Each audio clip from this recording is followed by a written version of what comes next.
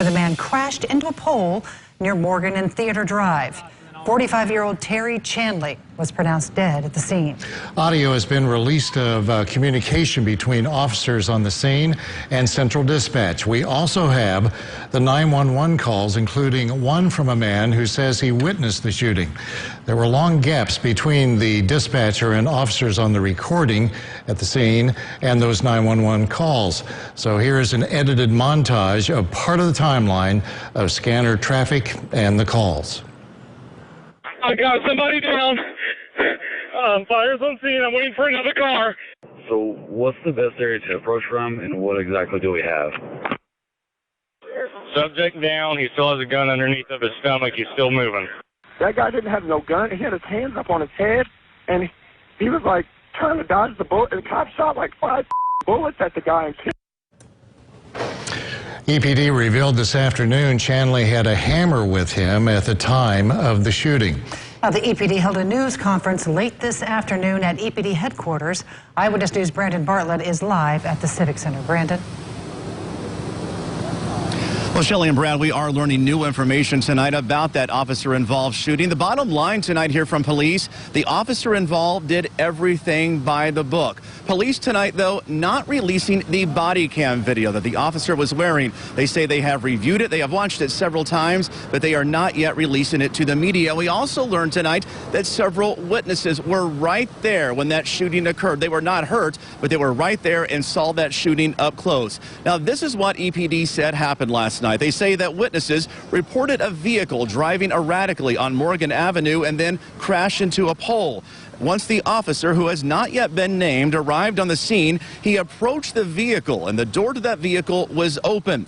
The officer, we're told, asked the driver, Terry Chandler, for his driver's license. Chanley said no. EPD said that Chanley then reached under his seat for something. The officer saw that. The officer started backing up and shouting demands at Chanley. EPD says that Chanley came out with what the officer thought was a gun and charged at the officer. The officer backed up and fired a shot. They say that Chanley moved forward again, and that's when the officer fired another shot and Chanley went down. Police tonight during the news conference saying that the officer's actions were appropriate.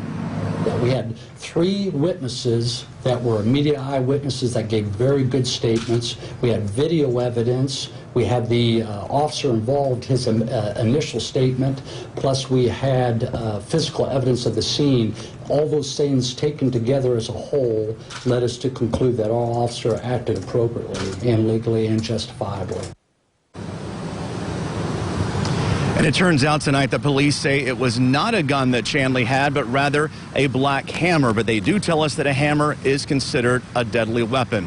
Now, not much is known about Terry Chanley, so today Eyewitness News went to Wadesville to try to find out more information. Raven Ford is here. She's just back from Wadesville, and you spoke with one of Chanley's neighbors tonight. Well, Brandon, Chanley is from Wadesville, that's in Posey County. I did speak with his brother-in-law, who says he and the family are holding off on commenting until they find out more information. But he did fill me in on more information about who Chanley was. He says Chanley was a family man and a father of 2. They say EPD's description of him acting odd isn't the same man they know. One of Chanley's neighbors says she was shocked to hear the news.